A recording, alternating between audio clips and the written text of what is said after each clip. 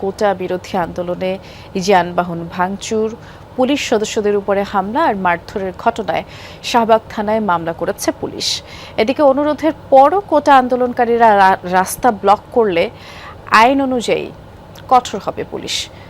ডিএমপির অতিরিক্ত commissioner doctor খ মহিদুদ্দিন সাংবাদিকদের জানিয়েছেন, শিক্ষার্থী আন্দোলনে অনুপ্রবেশকারীরাও ঢুকে পড়েছে। আর গোয়েন্দা বিভাগের অতিরিক্ত কমিশনার হারুনুর রশিদ জানিয়েছেন, আদালত, পুলিশ কারো অনুরোধই মানছে না আন্দোলনরতরা। এখন আইন অনুযায়ী ব্যবস্থা নেওয়া ছাড়া আর কিছুই করার নেই। শুক্রবার রাতে রাজারবাগ পুলিশ লাইন্সের পরিবহন বিভাগের গাড়ি চালক খলিলুর রহমান বাদী হয়ে রাজধানীর শাহবাগ থানায় মামলা করেন।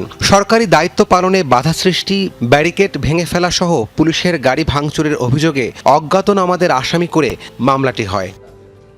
ডিএমপির অতিরিক্ত কমিশনার হারুনুর রশিদ বলেন, কেউ যদি মনে করে হাইকোর্ট মানবে না, পুলিশের অনুরোধ মানবে না, তাহলে তাদের বিরুদ্ধে আইনগত ব্যবস্থার বিকল্প নেই। কোটা সংস্কার আন্দোলন অন্যদিকে নিতে অনুপ্রবেশকারীরা ঢুকেছে বলেও জানান তিনি। মানুষের চলাচলে বিঘ্ন ঘটাচ্ছে, অনেক জায়গায় গাড়িতে তারা হাত দিচ্ছে এবং অজ্ঞাতনামা মামলাও রুজু হয়েছে।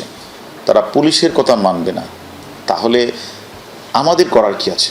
ডিএমপির আরেক অতিরিক্ত কমিশনার ডক্টর খন্দকার মহিদুদ্দিন জানান, বারবার অনুরোধ করার পরও কোটা আন্দোলনকারীরা রাস্তা ব্লক করলে পুলিশ কঠোর হতে বাধ্য হবে। আমাদের এত অনুরোধ করার পরে, বলার পরে, মহামান্য হাইকোর্টের অ্যাপিলেট ডিভিশনের তাদের পজিটিভ সিদ্ধান্ত দেওয়ার পরে তাহলে ধরে নিতে হবে যে তারা আমাদেরকে তাদের ব্যাপারে কঠোর হওয়ার জন্য তারা বাধ্য করছে। সড়ক ছেড়ে দিতে পুলিশের বারবার অনুরোধ সত্ত্বেও তা অমান্য করাকে অযৌক্তিক মনে করছেন ডিএমপির কর্মকর্তারা। অনুপ্রবেশকারীরাই। রাব্বি সিদ্দিকী, যমুনা নিউজ, ঢাকা।